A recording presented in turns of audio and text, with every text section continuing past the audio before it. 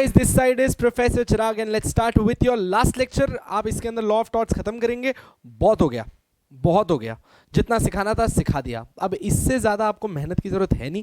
आपके basics clear है, आपको अच्छी तरह से पता है लॉ ऑफ टॉर्ट्स क्या होता है. पिछले लेक्चर में अपन लोगों ने काइंड्स ऑफ टॉर्टिस लाइबिलिटी के बारे में बात करी थी, जिसके अंदर अपन ने स्ट्रिक्ट लाइबिलिटी यानी कि रेलैंड वर्सेस फ्लेचर का रूल, जिसके अंदर हमने बोला था आपकी गलती हो या ना हो आपको लाइबल किया जाएगा, उसके बारे में पढ़ा था. और उसका एक लास्ट चीज़ रह गई थी जो ऑब्जर्वेशन पार्ट था, जहां मैंने आपको कहा था कि अपन इसको नेक्स्ट लेक्चर में कवर करेंगे सिंस आई फेल्ट कि आप थक गए होंगे. तो अब वक्त आ गया है दोस्तों, जल्दी से बढ़ते हैं. इस चैप्टर के अंदर अब कोई बहुत ज्यादा कंटेंट नहीं रहा है, चुटकियों का खेल है. चुटकियों का 1 घंटे के अंदर पूरा चैप्टर खत्म कर देंगे. ब्लैकबर्न जे ऑब्जर्व्ड, सर इसका नाम याद रखने के नहीं, ब्लैकबर्न का नाम याद रखने की जरूरत नहीं है. इसने ऑब्जर्व किया था स्ट्रिक्ट लाइबिलिटी के अंदर. इसने क्या बोला था? We think that the true rule of law is that the person who for his own purposes bring on his land and collect and keeps there anything likely to do a mischief, and if it escapes, अगर एक इंसान अपने use के लिए अपनी जमीन पे कोई चीज लाता है, स्टोर करता है, और अगर वो चीज एस्केप कर जाती है, must keep at his peril, वो खुद के रिस्क पे इसको रखेगा. And if he does not do so is prima facie answerable for all the damage which is natural consequence of its escape. तो ब्लैकबर्न ने क्या बोला कि अगर आप अपनी जमीन पर कोई भी चीज लाके रखते हो, इफ अगर वो एस्केप कर जाती है, तो उसके एस्केप से दूसरे इंसान को जो भी नुकसान होता है, इसकी पूरी की पूरी भरपाई की जिम्मेदारी किसकी हो जाएगी? आपकी हो जाएगी. इसकी पूरी की पूरी भरपाई की जिम्मेदारी आपकी रहेगी. इसमें पर आगे चल के एक और केस हुआ जहां पे हमने बोला कि क्या स्ट्रिक्ट लाइबिलिटी हर बार लगा देनी है, कुछ भी हो स्ट्रिक्ट लाइबिलिटी का रूल लगा दो. इसने कहा नहीं. इस केस के अंदर इन लोगों ने 2 कंडीशंस निकाली और ये दोनों होना जरूरी है अगर आपको स्ट्रिक्ट लाइबिलिटी लगाना है तो. श्योर है? देखते हैं. So later in the case of Reid versus Lyons, Reid versus Lyons, LYONS है, LIONS नहीं है. ये क्या होता है सर? ये साइटेशन होता है, हमको पता है. It has been explained that 2 conditions are necessary. इस केस में लाइट्स में क्या बोला गया आपको, लाइंस में क्या बोला गया? 2 कंडीशन नेसेसरी है in order to apply the rule of Reland versus Fletcher. तो अगर कल आपसे पूछा जाए the applicability of Reland versus Fletcher was proved under or in which act, it has to be remembered as Reed versus Lyons. These are 2. एक चीज आपके वहां से एस्केप होना चाहिए, मतलब डिफेंडेंट की जगह से ये चीज एस्केप कर जानी चाहिए. Escape from the place of defendant has, जहां पे डिफेंडेंट का ऑक्यूपेशन है वहां से प्लेस ये चीज एस्केप करी है, और over which he has a control to a place which is outside the occupation, और control likely to do some mischief if it escapes. तो आप जहां से काम करते हो, आप जहां पे रहते हो, या फिर आपकी जो जगह है जहां पे आपका कंट्रोल है, वहां से वो चीज एस्केप कर गई है. और वो एस्केप करके कहां जा रही है? वो एस्केप करके जा रही है ऐसी जगह पे जहां आपका कंट्रोल नहीं है, जहां आप नहीं रहते, आपका नेबर रहता है. ये पहली कंडीशन है. Escape is the first condition. And second, बात समझना दोस्त, सेकंड में क्या कहना चाह रहा हूं, आप जो चीज अपनी जमीन पर लाए थे, आप जो चीज अपनी जमीन पर लाए थे, वो कोई non natural use of land था, कोई non natural use of land था. Sir what is non natural use of land? जो आपको नॉर्मली रहने के लिए जरूरी नहीं था, पर फिर भी आप लाए और उसकी वजह से ऐसा हुआ. तो सर रहने के लिए क्या जरूरी है? मान लो इलेक्ट्रिसिटी का खंभा है जहां से आपके पास एक तार आती है करंट देने के लिए. Electricity is very important for us. कल अगर वो तार कट जाती है फॉर एनी गुड रीजन, और वो बगल वाले घर में चली जाती है, और वो उनके पानी में गिर जाती है, और वहां पूरा करंट हो जाता है, तो इसमें आपकी लाइबिलिटी नहीं है, स्ट्रिक्ट लाइबिलिटी आएगी नहीं, क्योंकि आप अपनी जमीन का कोई नॉन नेचुरल यूज नहीं कर रहे थे. ये तो नेचुरल यूज ऑफ लैंड था. वैसे ही रेलैंड वर्सेस फ्लेचर लगाने के लिए, जैसे मैं अपनी जमीन पे शेर लेके आया, अब शेर लाना कोई नेचुरल यूज ऑफ लैंड होता है? Answer is no. तो यहां पे एक चीज स्टैब्लिश हुई दैट आपने जमीन का नॉन नेचुरल यूज करना है, और सेकंड वो चीज आपके यहां से एस्केप करके दूसरे के यहां चली जानी चाहिए. Sure enough, simple enough, let's go ahead. Note, if either of these condition is absent, the rule of strict liability will not apply. I really want you guys to remember 2 things. Strict liability के अंदर case क्या answer है? Reland versus Fletcher. Reland versus Fletcher की applicability किसने बताई? Reed versus Lyons. Reed versus Lyons ने applicability के कितने रूल्स बताए? 2. पहला रूल कौन सा था? कि सर एस्केप होना चाहिए. दूसरा रूल कौन सा था? कि सर जमीन का नॉन नेचुरल यूज करना था आपको. अब ये जो है आपके सामने, दीज आर एक्सेप्शंस जहां पे सामने वाले को नुकसान होगा फिर भी टॉर्ट आपको प्रोटेक्शन नहीं देगा। एक्सेप्शन का मतलब क्या होता है, यू नो एवरी टीचर जो CS पढ़ाता है वो बूढ़े बुजुर्ग हैं, फादर फिगर्स हैं, चिराग इज एन एक्सेप्शन। तो यहां पे आप क्या कह रहे हो, एक्सेप्शन का मतलब होता है कि यहां पे कुछ और हो रहा है। तो वैसे हर जगह स्ट्रिक्ट लाइबिलिटी लगती है पर इन केसेस के अंदर स्ट्रिक्ट लाइबिलिटी नहीं लगेगी। So this is very important guys, very important to remember. Sure है क्या? जल्दी से देख लें, देख लो। पहला, damage due to natural use of land. Natural use of land है वो इलेक्ट्रिसिटी वाला एग्जांपल, कोई स्ट्रिक्ट लाइबिलिटी का रूल नहीं आएगा, कोई कॉम्पनसेशन नहीं मिलेगा। आप चाहें तो यहां पे लिख सकते हैं in these cases compensation would not be offered. Compensation would not be offered. Simple है, बिल्कुल सिंपल है। Next up, act of God. आपके लिए इसके लिए भगवान भाई पूरी पिक्चर बनाइए। ओ माय गॉड, याद है क्या? एक्ट ऑफ गॉड में कोई टॉर्ट का कॉम्पनसेशन नहीं, क्योंकि आपके हाथ में नहीं था जो नहीं हुआ। एक्स्ट्राऑर्डिनरी रेन स्टॉर्म, अभी बंगाल में इतना बड़े फ्लड्स आ गए, इतनी बुरी हालत हो रखी है। अब यहाँ पे क्या कॉम्पनसेशन है भाई? आपके नेबर को ऐसा बोलोगे तेरी दीवार स्ट्रांग नहीं थी इसलिए पानी निकल के मेरे आ गया? अबे यार, एक्स्ट्राऑर्डिनरी कंडीशंस है, कोई कॉम्पनसेशन नहीं मिलेगा, एक्सेप्शन है। Third, plaintiff's own default. क्या हो रहा है भाई? प्लेंटिव की गलती की वजह से वो चीज उसके वहां एंटर कर गई ना।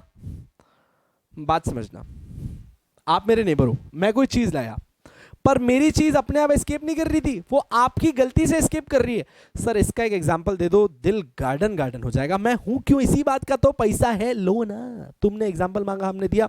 तो एग्जांपल है कुछ इस प्रकार। अगर आपने रोबोट पिक्चर देखी थी, चिट्टी the robot, if you remember भाई, चिट्टी द रोबोट में वो साइंटिस्ट ने चिट्टी बनाया था जो बहुत बढ़िया था। उसके अंदर रेड चिप डालने वाला जो सामने वाला वो इविल प्रोफेसर था, उसने इसमें रेड चिप डाली थी जिसकी वजह से चिट्टी डिसफंक्शन करने लगा और उसने उसी को मार दिया। चचा, तुम वसीकरण से कॉम्पनसेशन नहीं मांग सकते। क्यों? क्योंकि ये रेड चिप डालना तुम्हारी गलती थी, ये तुम्हारा फॉल्ट था, ये तुमने गलती की है। तो यहां पे हमने बोला जब प्लेंटिव जो शिकायत करता है, जिसको नुकसान हुआ है, अबे नुकसान तुझे तेरी गलती की वजह से हुआ है, उसकी गलती की वजह से नहीं। और अगर गलती तेरी है तो जिम्मेदारी तेरी है, सामने वाला पैसा नहीं देगा। Sure enough? सिंपल है सर, बहुत सिंपल है। नेक्स्ट अब is consent of the plaintiff. Now let's take an example. Consent of the plaintiff का मतलब क्या होता है? पहली बात, what do you mean by consent? Consent का मतलब होता है आप हां भर रहे हैं, आप अपनी तरफ से हां बोल रहे हैं कि हाँ आप ये काम करो, मैं आपके साथ हूं। मैं गया बगल में शुक्ला आंटी के पास, मैं कहा शुक्ला आंटी सुनो, पैसे की जरूरत है, पैसा तुम्हें भी चाहिए, पैसा मुझे भी चाहिए, प्लीज एक काम करते हैं, अपन एक जू खोलते हैं। जू के अंदर अलग अलग तरीके के जानवर रखेंगे, आप और मैं नहीं, अच्छे जानवर रखेंगे, शेर रखेंगे, बहुत सारी चीजें रखेंगे। मैंने कहा देखो, एक बार में सारे जानवर नहीं ला सकते, पहले एक शेर आप मेरे को अप्रूव दो, परमिशन दो, मैं एक शेर लेके आऊं, फिर धीरे धीरे अपन हाथी भी लाएंगे, सब कुछ लाएंगे, पूरा जू बनाएंगे। शुक्ला आंटी ने कहा बेटा आइडिया अच्छा लग रहा है, मैं तुझे परमिशन दे रही हूं, लेके आ शेर। शुक्ला आंटी ने बोला ना, उन्होंने खुद परमिशन दी ना, शेर आया, वो मेरा पट्टा छुड़ा के आंटी को जाके काट लिया और आंटी की टांग चली गई। क्या आंटी अब मुझसे कॉम्पनसेशन मांग पाएंगी? आपने बोला सर अब नहीं मांग पाएंगी, क्योंकि आंटी ने खुद क्या बोला था? आंटी ने खुद बोला था कि हाँ तू शेर लेके आ। तो जब उन्होंने खुद कंसेंट दिया था तो स्ट्रिक्ट लाइबिलिटी नहीं लग सकता। तो सर कहां कहां पे स्ट्रिक्ट लाइबिलिटी नहीं लगेगा? सर सबसे पहला, डैमेज क्यों हुआ है? नेचुरल यूज ऑफ लैंड की वजह से हुआ है, तो नहीं लगेगा। सेकंड, एक्स्ट्राऑर्डिनरी कंडीशन है, यानी कि एक्ट ऑफ गॉड है, नहीं लगेगा। प्लेंटिव की गलती की वजह से नुकसान हुआ और प्लेंटिव की सहमति की वजह से नुकसान हुआ। An act done under the authority of a statute. Statute का मतलब बेटा होता है लॉ। स्टैट्यूट का मतलब क्या होता है? लॉ। सर ये क्या मतलब हुआ act done by the law? बेटा आपने जो चीज करी ना वो आपको लॉ ने करने के लिए बोली थी, आपने जो चीज करी वो आपको लॉ ने करने के लिए बोली थी, और अगर उसकी वजह से आपका नुकसान होता भी है तब भी कोई लायबिलिटी नहीं है। आपने कहा सर इसका एग्जांपल दे देना, आई लव यू बोल देंगे आपको। बिल्कुल यही तो सुनने के लिए बैठा हूं मैं, सपना यही है, मैं बहुत स्ट्रांग हूं। तो भाई एक एग्जांपल ले लेते हैं। भाई आप चला रहे थे गाड़ी, बूम बूम डिंग डिंग डिंग डिंग डिंग डिंग डिंग डिंग डिंग डिंग डिंग, एक्सीडेंट, गिर गए, आप नीचे पड़े हो, आपका खून निकल रहा है, आपको उठा के हम लेके गए हॉस्पिटल। हॉस्पिटल में जाके बोल रहे कि नहीं भाई ये तो कोई पुलिस का लफड़ा है, आपको किसी ने गाड़ी से टक्कर मारी है और ये आपकी आपसी दुश्मनी है, हम इलाज नहीं करेंगे जब तक पुलिस वाले आके हमको नहीं बोलते। और पुलिस वालों को आने में लग गया आधा घंटा। तब तक के लिए बंदे की जान निकल गई। आपने कहा हॉस्पिटल वालों को कॉम्पनसेशन दे, हॉस्पिटल ने कहा भाई तुझे नुकसान हुआ है हमें पता है, पर हम जो कर रहे थे this was an act which was said by the statute, हम तो वही कर रहे थे जो लॉ ने बोला है, अब अगर इसकी वजह से तुम्हें नुकसान हुआ तो हुआ, हम कुछ कर नहीं सकते। And last is act of third party. Act of third party, now what is act of third party? तू मैं, हम दोनों नेबर्स हैं, मैं मेरा काम कर रहा था, मेरे हिसाब से चल रहा था, पर कोई थर्ड पार्टी आई और उसने आके मेरे यहां से वो चीज निकाल के तेरे यहां डाल दी या फिर कुछ गलत कर दिया, तो ऐसे केस में इस थर्ड पार्टी का मेरे से कोई लेना देना नहीं था, ये सारा काम इसका है और तेरा है और तुम दोनों की दुश्मनी है, तू जान वो जाने, मेरे को बीच में मत लेके आ। सो अगर कोई एक्ट ऑफ थर्ड पार्टी है तो स्ट्रिक्ट लाइबिलिटी नहीं लगता है। अभी sure enough, so we are done with strict liability completely. I am pretty sure आपको अच्छे से आ गया होगा। The next is vicarious liability. Vicarious liability is really very simple. Vicarious liability में दोस्तों I want you guys to cut this, ठीक है? These are following are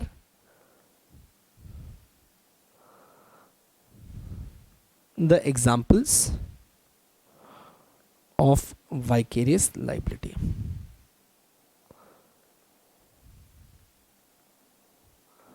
Now please try to understand what do you mean by vicarious and what do you mean by strict। आपको strict पता है, strict में चाहे किसकी गलती हो जिम्मेदारी तुम्हारी थी, पर बेटा वाइकेरियस का मतलब क्या होता है ना, वाइकेरियस लाइबिलिटी कहता है कि आपके सर्वेंट की गलती थी, वो आपके ऑर्डर पे काम कर रहा था, पर उसकी गलती की सजा भी हम आपको देंगे, इसको बोलते हैं अपन वाइकेरियस। तो वाइकेरियस का मतलब क्या होता है?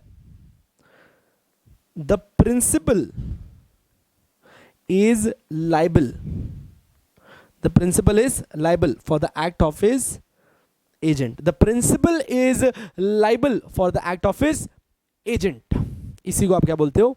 vicarious liability। बता रहा हूं कैसे। सो पहले एक बार रीड करेगा। vicarious liability refers to a situation। vicarious liability का मतलब क्या होता है? It's a situation where someone is held responsible for the action और omission of another person। जब किसी एक इंसान को अपन लाइबल करते हैं किसी दूसरे इंसान की गलती की वजह से। Example, an employer can be liable for the act और omission of its employees. Employer क्यों लाइबल है? उसकी एम्प्लॉय की लाइबिलिटी की गलती की वजह से, provided it can be shown that they took place in the course of their employment. बस इतना प्रूव करना है कि एम्प्लॉयमेंट के दौरान उस एम्प्लॉय ने गलती करी है। सर आप इसका एक एग्जाम्पल दो, अब हमको हो गया आपके एग्जाम्पल से प्यार, आप तो एग्जाम्पल दो तब हमें समझ में आएगा। ले लो एग्जाम्पल, इसी बात का तो पैसे। मेरा एक हीरो होंडा का शोरूम है, अरे हीरो होंडा तो अलग हो गया, मेरा हीरो का शोरूम है। तो भाई हीरो के शोरूम में मेरे पास लाखों बाइक्स है भाई बेचने के लिए, और मेरे एक एम्प्लॉई है, मेरे एम्प्लॉय का नाम क्या है? अविनाश। अविनाश मेरा एक एम्प्लॉई है, नया नया रखा है, मेरे को इंप्रेस करने की कोशिश कर रहा है। मैंने कहा अविनाश सुन, जैसा मैं बोल रहा हूँ ना वैसे ही काम करना और ज़्यादा दिमाग मत लगाना। तो अविनाश ने कहा ठीक है सर, मैं कोई दिमाग नहीं लगाऊंगा, बैठ गया वो। मैंने कहा मैं जा रहा हूं अभी 8 दिन के लिए अब्रॉड, और अविनाश इस टाइम पे तू इस बाइक सेंटर को संभालेगा, पर ये जो राइट में येलो कलर की करिश्मा पड़ी हुई है इसको मत बेचना, इसको मत बेचना। अविनाश ने कहा ठीक है सर नहीं बेचूंगा। मैंने कहा बात खत्म, याद रखना मत बेचना, चाहे कुछ भी हो जाए। ठीक है भाई। अब भाई जब मैं चला गया तो पीछे एक कस्टमर आया, बढ़िया एकदम अड़ियल, उसका नाम था क्वारंटाइन केला वाला, ठीक है उसका नाम क्या था? क्वारंटाइन केला वाला। तो भाई उसने आके अविनाश को बोला कि अविनाश अपने को ये येलो कलर की बाइक हीच मांगती है। तो अविनाश बोला कि सॉरी यार बॉस ने मना किया, ये तो नहीं दे पाएंगे, वी कैंट सेल दिस। इसने बोला बाइक की प्राइस क्या है? क्वारंटाइन केला वाला ने बोला बाइक की प्राइस क्या है? तो इसने बोला ये वैसे 1,10,000 की है, पर ये बाइक नहीं देनी है। सामने से क्वारंटाइन केला वाला बोल रहा है कि इस 1,10,000 की बाइक के मैं तुझे 2 लाख रुपए दूंगा, दे दे। अब यार अविनाश ने कहा भाई बॉस कितना खुश हो जाएगा, मैंने 1,10,000 की बाइक 1.5 लाख में बेच दी, 50,000 तो वो खा गया ना, मेरे को 40,000 ज़्यादा दे रहा है। तो अविनाश ने कहा यार कर देते हैं यार, बेच देते हैं, झंझट हटाओ, बेच ही देते हैं, फाइनल हो गई बात। अब उसने जैसे ही ये बाइक बेची तो ये क्वारंटाइन केला वाले ने बोला कि ये मैं खुद चला के शोरूम से बाहर निकालूंगा। अविनाश ने कहा चला ले भाई क्या दिक्कत है। तो इसने टिचिंग चालू करी गाड़ी, अच्छा सेल्फ स्टार्ट होता है, सॉरी रिवाइंड, गाड़ी चालू करी, इसने गियर डाला, जैसे ही गियर डाल के ये गाड़ी आगे बढ़ाने गया, इस गाड़ी में यही दिक्कत थी कि गाड़ी उल्टी चलती है, इसीलिए चिराग जाते जाते बोल के गया था कि बाइक मत बेचना, और ये गाड़ी सीधी उल्टी गई, इसने कांच तोड़ा और ये बाहर जाके गिरा गटर में। क्वारंटाइन केला वाला उठा, उसने कहा अविनाश मैं तेरे को छोड़ूंगा नहीं। अब बात समझना, यहां पे प्रैक्टिकली आप केस किसके खिलाफ करना चाह रहे हो? ये केस होगा चिराग के खिलाफ। क्यों? क्योंकि अविनाश क्या है? क्योंकि अविनाश क्या है? मेरे लिए काम कर रहा है। क्योंकि अविनाश क्या कर रहा था? मेरे लिए काम कर रहा था। So I am going to be liable, I am going to be liable for the act of my servant, for the act of my servant. Sir पर आप तो बोल के गए थे ना, इसका इलाज अपन बाद में सीखेंगे। मतलब इस एग्जांपल में मैं आगे चल के अविनाश पे केस करूंगा कि तेरे को पैसे वापस देने पड़ेंगे, पर प्राइमा फेसिली क्योंकि वो मेरा एजेंट है तो लाइबिलिटी मेरी सेट हो जाती है। आ जाओ भाई। So employer and employee, master and servant, principal and agent and partners inter se कौन सी वाइकरियस लाइबिलिटी में आता है? Employer employee, master servant. Master servant का मतलब क्या? आप मालिक वो आपका नौकर, प्रिंसिपल एजेंट आपके बिहाफ पे जाके वो काम करता है, एंड एक दूसरे के पार्टनर्स। पार्टनर्स के बीच में भी क्या बनता है? एजेंसी रूल ही बनता है। यहां तक एकदम ठीक है। Now while we talking about principal and agent, sir principal and agent का मतलब क्या है? बात समझना, एक बहुत बेसिक सा रूल है, he who does something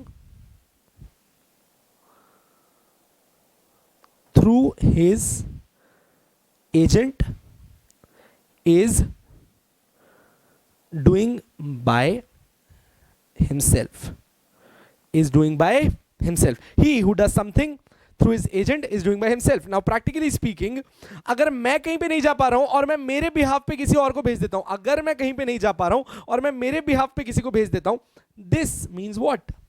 This means that चाहे वो बंदा मेरे बिहाफ पे जा रहा है पर जा तो मेरे लिए रहा है ना, तो ऐसे केस में अगर कल कुछ गलत होता है तो लाइबिलिटी किसकी होगी? सब कहोगे सर ये आपकी लाइबिलिटी है, क्योंकि वो जो एजेंट है वो तो आपके बिहाफ पे जा रहा है, पर काम तो वो आपका ही कर रहा है ना, तो अगर कल कुछ गलत हुआ तो जिम्मेदारी आपकी है। श्योर है? This is based on the maxim qui facit पर एलियम। अब इसने क्या बोला?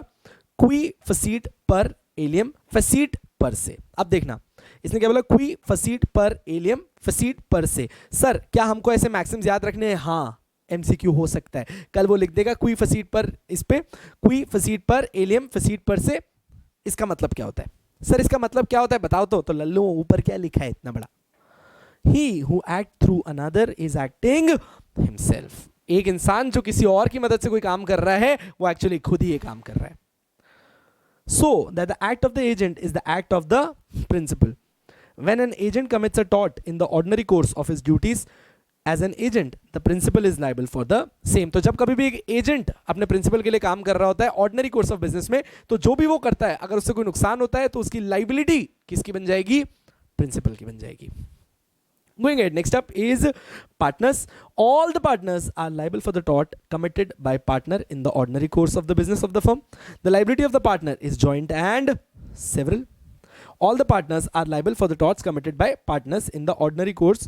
The liability of partner is joint and several. तो एक पार्टनर दूसरे पार्टनर का प्रिंसिपल एजेंट, याद है आपको बताया पार्टनरशिप आप सबने पढ़ा हुआ है, तो हर पार्टनर एक दूसरे को लाइबल कर देता है टॉर्ट्स के अंदर। Third is master and servant. अब ये मैंने एग्जाम्पल दिया था मेरे जो ऑफिस में अविनाश काम कर रहा था। So a master is liable for the tort committed by his servant while acting in the course of his employment. तो एक मास्टर हमेशा लाइबल रहेगा अपने सर्वेंट के काम के लिए। The servant of course is also liable, servant भी लाइबल है, पर सर्वेंट किसको लाइबल होगा? सर्वेंट के ऊपर मास्टर केस करेगा, पर दुनिया किसके ऊपर केस करेगी? मास्टर के ऊपर। Their liability is joint and several. The basis of the rule is the maxim. अब यहां पे क्या है? Respondent superior. इस maxim का नाम क्या है? Respondent superior, मतलब जो superior है उससे जवाब मांगो। Let the principal be liable, या फिर on the maxim qui facit per alium, facit per se. Sir ये आपने अभी भी बताया था ऊपर। He who does an act through another is deemed to do it himself. Last, employer and independent contractor. एक सेकेंड सर, एक second भाई और बहनों ध्यान देना, भाई और बहनों ध्यान देना। आपने सर अभी ऊपर स्ट्रिक्ट लाइबिलिटी में बताया था कि एम्प्लॉयर और इंडिपेंडेंट कॉन्ट्रैक्टर का तो कोई रिश्ता ही नहीं होता, और वाइकेरियस लाइबिलिटी ने आपने बोला था कि प्रिंसिपल लाइबल होता है अपने एजेंट के लिए, एम्प्लॉयर लाइबल होता है अपनी एम्प्लॉय के लिए, एक मास्टर लाइबल होता है अपने सर्वेंट के लिए। पर क्यों? क्योंकि सर वो सब अपने एम्प्लॉयर, अपने मास्टर का ऑर्डर मान के काम कर रहे थे, इसीलिए आप उनको लाइबल कर रहे थे। और अब आप लिख रहे हो कि एक एम्प्लॉयर और इंडिपेंडेंट कॉन्ट्रैक्टर का भी रिश्ता होता है। अभी तो आपने ऊपर बताया था कि इनका कोई रिश्ता नहीं होता। गुस्सा क्यों कर रहे हो? कोई रिश्ता नहीं होता। रीड कर लो क्या लिखा है। An employer is vicariously liable for the tort of his servant committed in the course of their employment. वो अपने सर्वेंट के लिए लाइबल होता है, but he is not liable for the tort of those who are his independent contractor. वो independent contractor के लिए कभी भी vicariously liable नहीं हो सकता। तो सर वो क्या होगा इंडिपेंडेंट कॉन्ट्रैक्टर के केस में?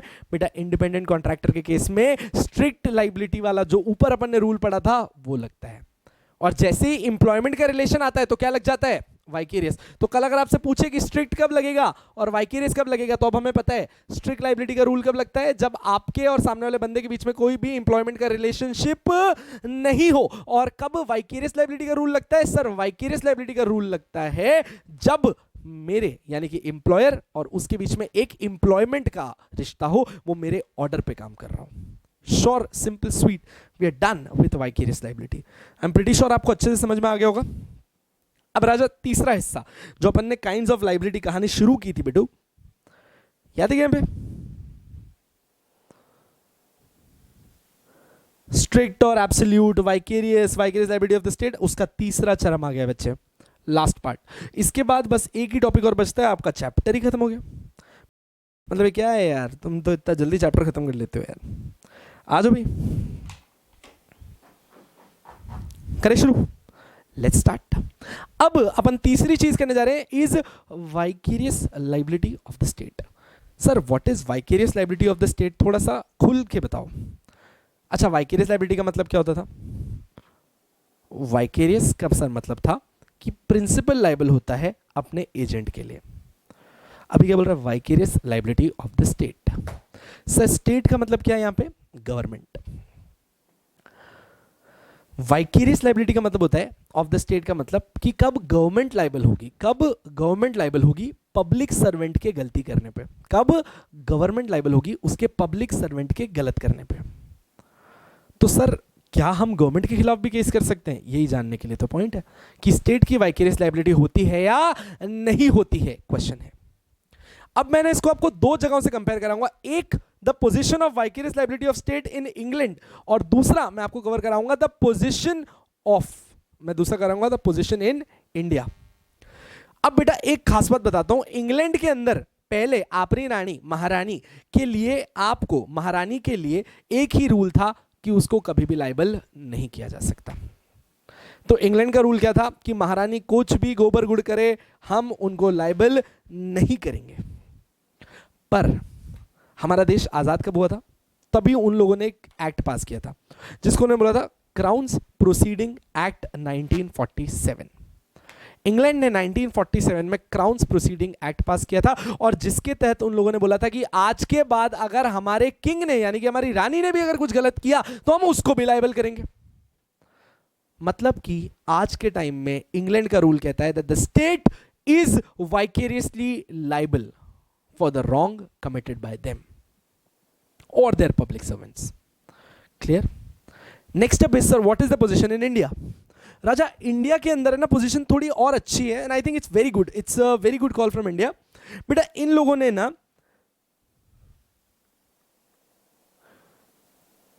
गवर्नमेंट फंक्शंस को, इन लोगों ने गवर्नमेंट फंक्शंस को दो हेड्स में बांट दिया। इन लोगों ने गवर्नमेंट फंक्शंस को कितने हेड्स में बांट दिए? दो हेड्स में बांट दिए। एक फंक्शंस को इन्होंने बुलाया सोवरेन फंक्शंस,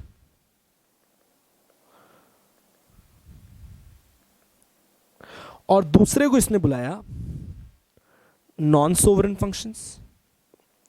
अब सर ये क्या नया स्यापा है? What is sovereign, what is non sovereign? Pretty simple.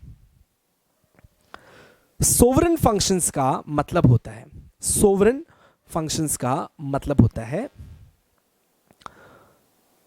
ऐसे फंक्शंस जो सिर्फ स्टेट ही कर सकता है, जैसे रेलवेज, उनका सोवरेन फंक्शन है।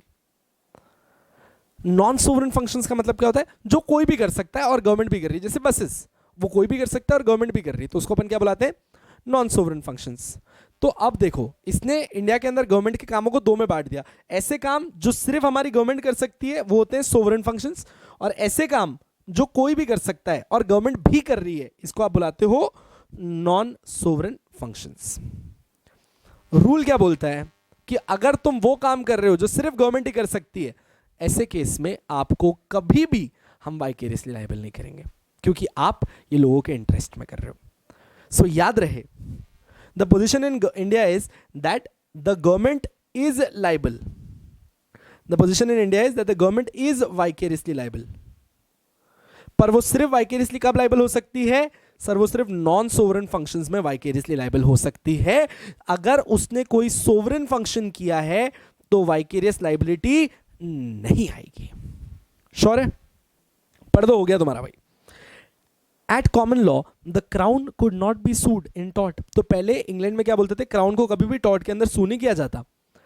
Either wrongs actually authorized by it or committed by its servant, चाहे उसने खुद वो गलती की हो या फिर उसके सर्वेंट से कराई हो, पर वो कभी भी लाइबल नहीं होते थे। In the course of their employment with the passing, अच्छा in the course of employment, यहाँ पे कॉमा लगाना, with the passing of Crown Proceedings Act 1947, the Crown is liable for the tort committed by its servants just like a private individual. तो अब crown भी liable होता है 1947 के बाद। क्वेश्चन पूछा जा सकता है कि कौन से एक्ट के बाद हुआ था, तो क्राउन प्रोसीडिंग्स एक्ट 1947। बेटा प्रोसीडिंग्स का मतलब क्या होता है, कोर्ट के अंदर केस चलाना आपके ऊपर। पोजीशन इन इंडिया क्या थी सर, सोवरेन फंक्शन के लिए लाइबल नहीं हो सकते, नॉन सोवरेन फंक्शन के लिए हो सकते हैं। सिंपल है ना भाई। When a case of government liability in tort comes before the court, the question is whether the particular government activity which the government rise to the tort was sovereign function or non-sovereign function. तो सवाल क्या होता है, वो sovereign function था या non-sovereign? If it is a sovereign function, it could claim immunity from the tortious liability, otherwise not. अगर आपने वो sovereign function किया है तो आपको tort के अंदर protection मिल जाएगा, वरना protection नहीं मिलेगा।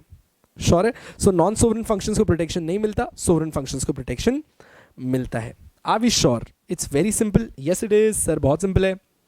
Now next is the tort और wrongs to personal safety and freedom time pass. मतलब ये क्यों दिया है ना, इनको खुद नहीं पता। तो इसने क्या बोला है, कोई भी टॉर्ट या फिर रॉन्ग जो पर्सनल सेफ्टी या फ्रीडम के अगेंस्ट आते हैं, तो वो है battery, assault, bodily harm, false imprisonment, malicious prosecution, nervous shock and defamation. Sir ये थोड़ा पढ़ाओ ना अच्छे से, ऐसा कैसा चलेगा, पढ़ा रहे आगे वही छे। तो एन एक्शन फॉर कॉम्पनसेशन, बेटा डैमेजेस का मतलब क्या होता था, compensation, lies in the following kind of wrong which are styled as injuries to the person of an individual. तो इन सारे केसेस में आपको कॉम्पनसेशन मिलेगा टॉर्ट के अंदर। क्या क्या है देखते हैं। सबसे पहला सर आपने यहाँ पे पढ़ाया बैटरी।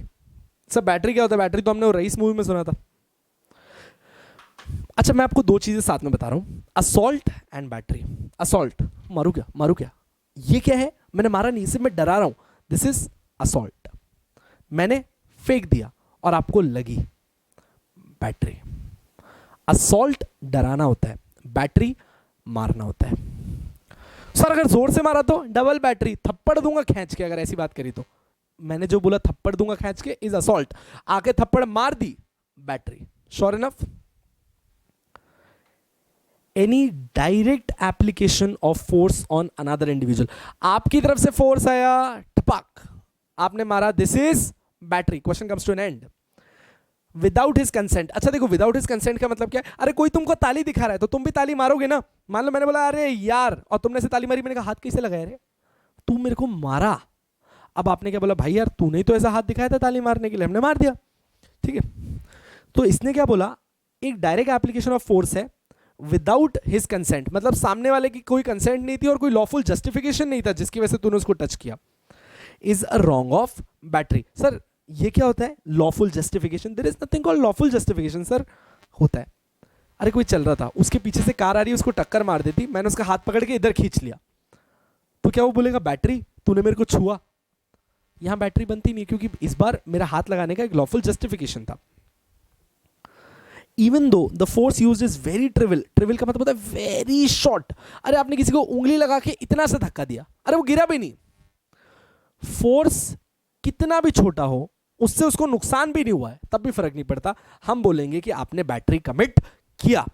सो सामने वाले की हड्डी टूटना जरूरी नहीं है बैटरी बनाने के लिए। अगर आपने उसको विदाउट हिज परमिशन अगर टच भी किया तो यहां पे बैटरी होगी। Thus, even to touch a person in anger or without lawful justification is battery. Sure है सर, बैटरी बता दिया, असॉल्ट तो हमें पता ही है। असॉल्ट का मतलब क्या होता है? धमकाना। Assault is any act of defendant which directly causes the plaintiff immediately to apprehend a contract with his person. डराना, जिसकी वजह से बेचारा वो डर के कोई भी चीज करने के लिए तैयार हो गया, आप इसको क्या बोलते हो? Assault. To point a loaded gun, मैंने एक गन उठाई, मेरे पास गन है क्या? है मेरे पास, है ना? जानते नहीं तुम, बहुत खतरनाक हो। To point a loaded gun at the plaintiff और to curse him in threatening manner. एक लोडेड गन उसको आपने दिखाई या फिर आपने उसको कोसा। is to assault him clearly if the defendant by his act intends to commit a battery and the plaintiff apprehends it is an assault. अब देखो इसने क्या बोला? If the defendant by his act intends to commit a battery, आप उसको डरा रहे हो। बैटरी मतलब क्या? commits a battery का मतलब क्या है? आप उसको डरा रहे हो कि मैं बैटरी कमिट करूंगा। बैटरी कमिट करने का मतलब क्या है? गोली मार दूंगा। अगर आपने मुझे डराया तो असॉल्ट है, और गोली चला दी तो क्या है? Battery. So assault means what? बेटा ध्यान देना, असॉल्ट मींस क्या होता है? सामने वाले को डराना कि मैं बैटरी कमिट कर दूंगा, ये असॉल्ट है। और सच में आके मार देना बैटरी है। ठीक है, बैटरी कमिट कर दूंगा, असॉल्ट। मारना, बैटरी। बेटा थर्ड है false imprisonment. What is false imprisonment? आपने उसको झूठा फंसा दिया और जेल में भिजवा दिया।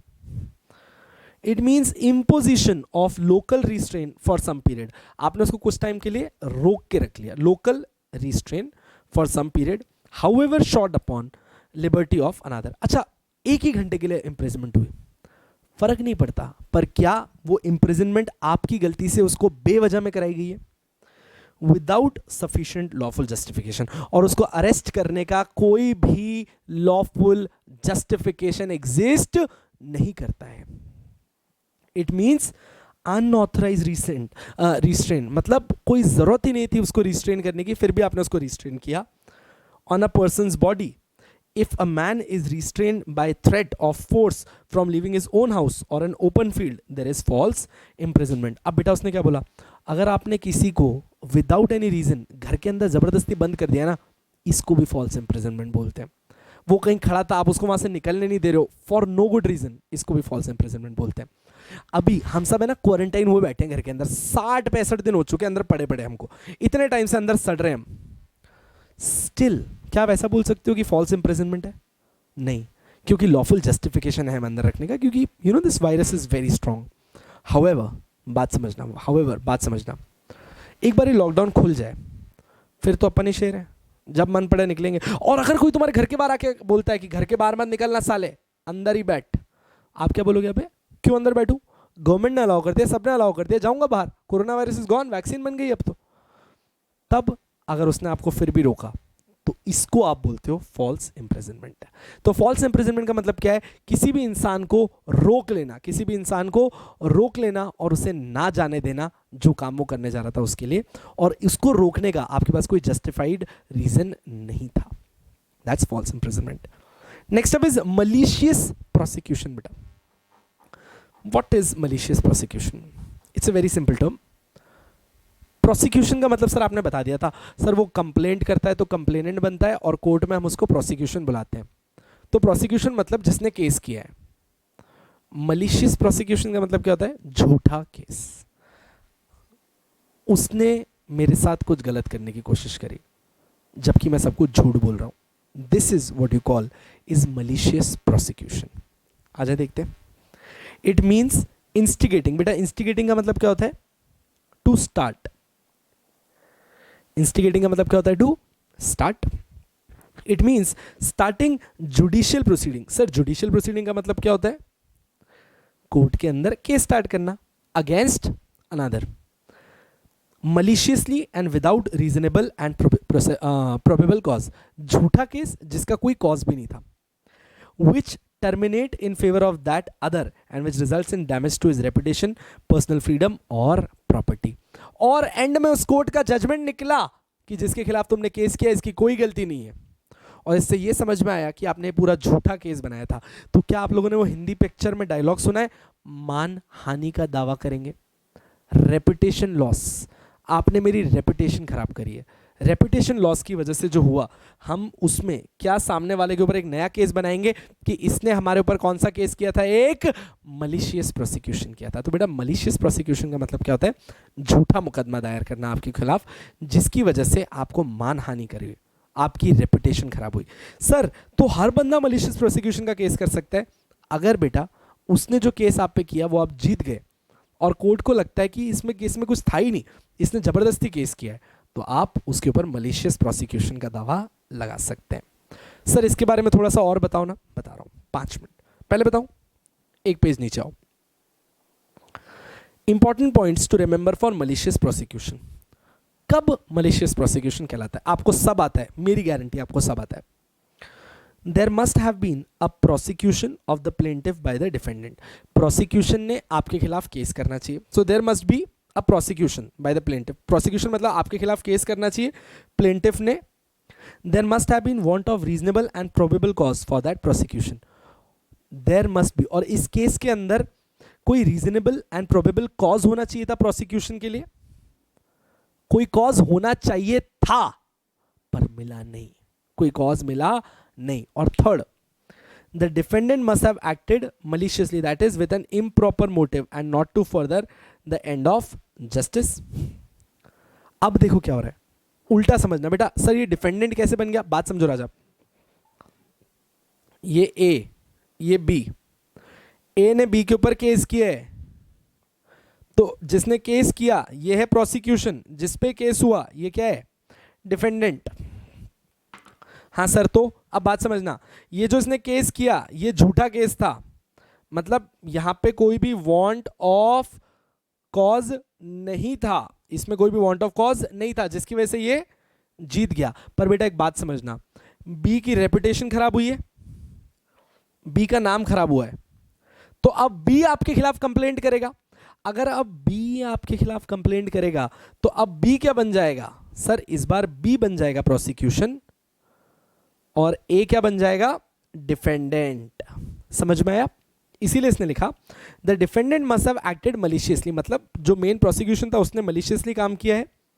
The plaintiff must have suffered damage as a result of the prosecution, और ये जो बंदा है यानी कि जो अब प्लेंटिफ बन गया है, इसने लॉसेस सफर किए हैं इस प्रोसिक्यूशन की वजह से।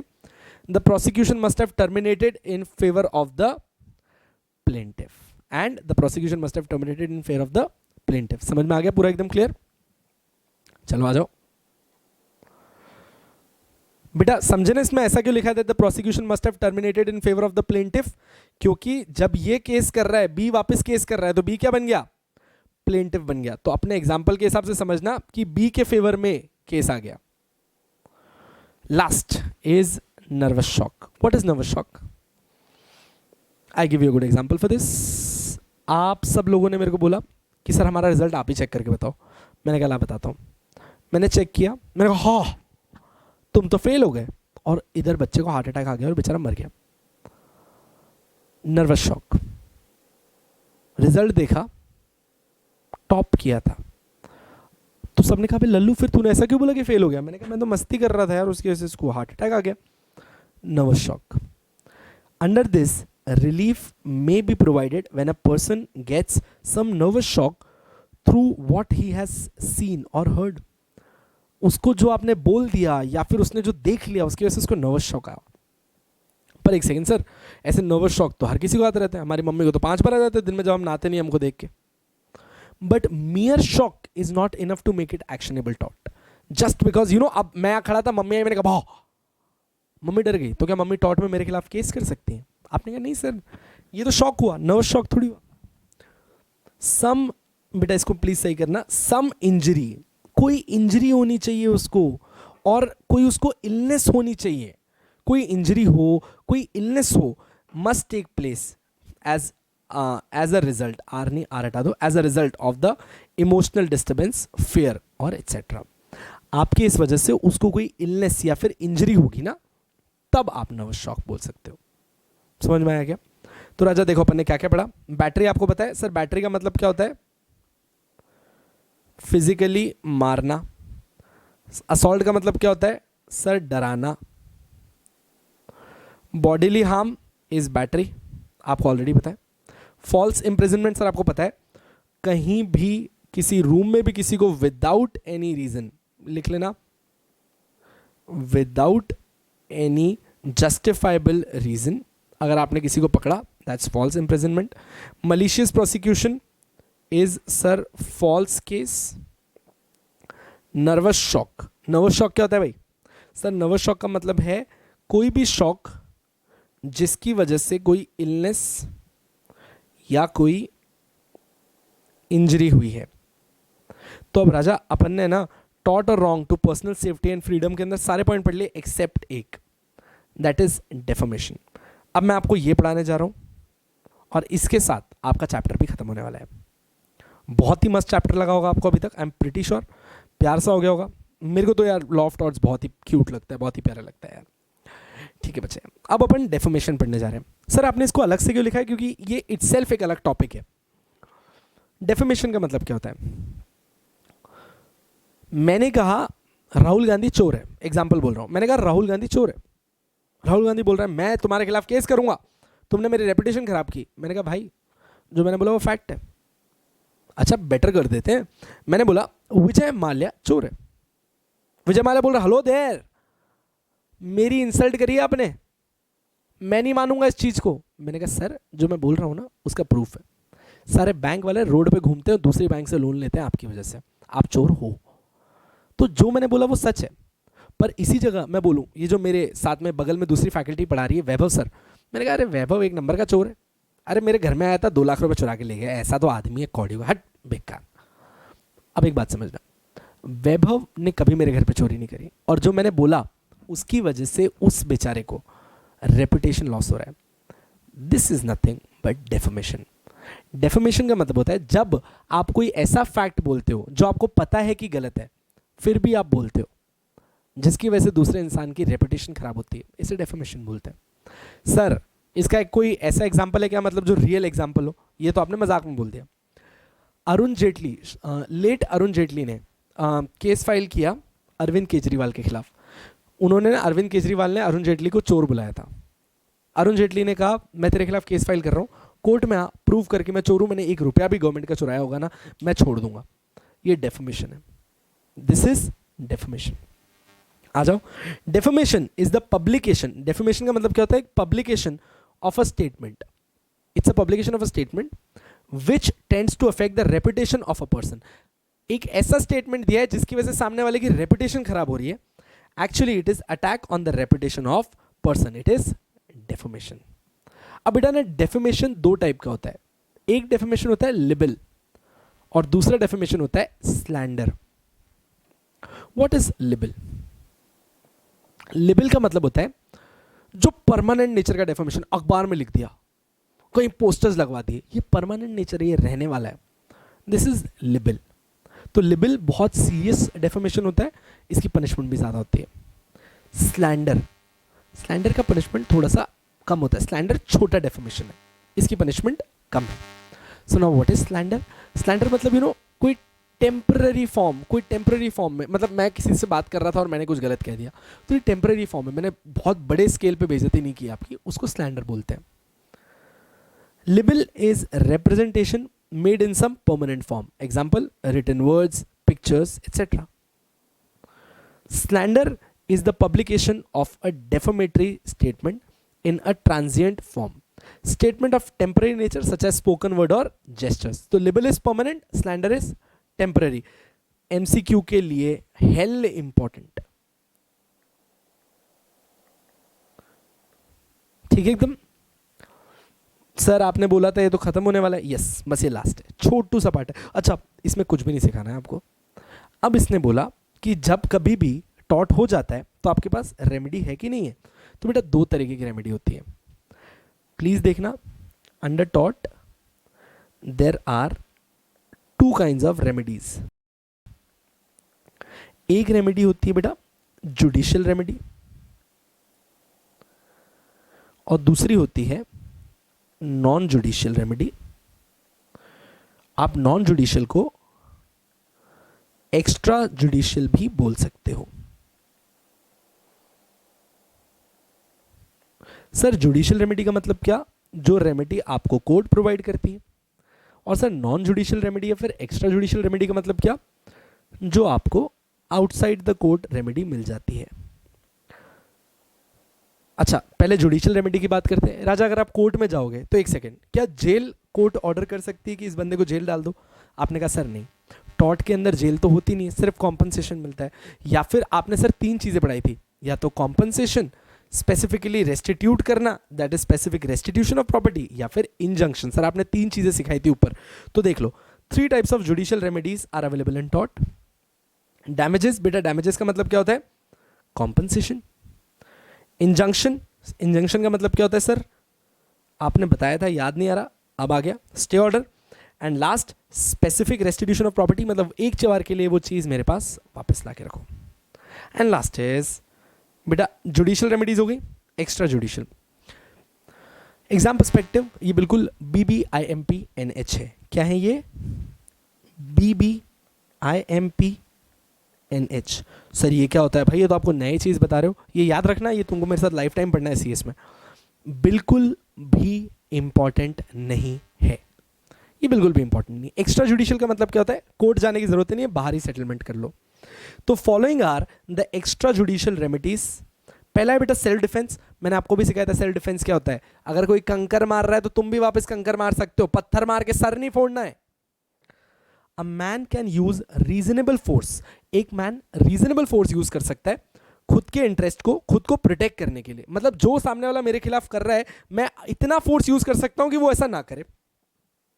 और any other person against any unlawful use of force. तो अगर कोई आपके खिलाफ अनलॉफुल फोर्स यूज कर रहा है तो आप भी वापस से फोर्स यूज कर सकते हो। सर यहां पे अनलॉफुल फोर्स क्यों लिखा है? What is unlawful force? कोई पुलिस वाला आके तुमको हथकड़ी लगा रहा था, तुमने 2 रख दिए और तुमने कहा यू नो आप मेरे पे जबरदस्ती का पावर यूज कर रहे थे। अबे वो लॉफुल फोर्स यूज कर रहा था, वो तुझे अरेस्ट कर रहा था, तू उसको मार नहीं सकता है। ये मत बोलना कि पुलिस वाले के खिलाफ सेल्फ डिफेंस कर रहा था, या फिर एक पुलिस वाले ने तेरे खिलाफ गन रेज कर दी कि हैंड्स अप कर, तो तू गन निकाल रहा है उसकी तरफ कि अब तू भी हैंड्स अप कर, सेल्फ डिफेंस नहीं चलेगा, वो लॉफुल फोर्स है।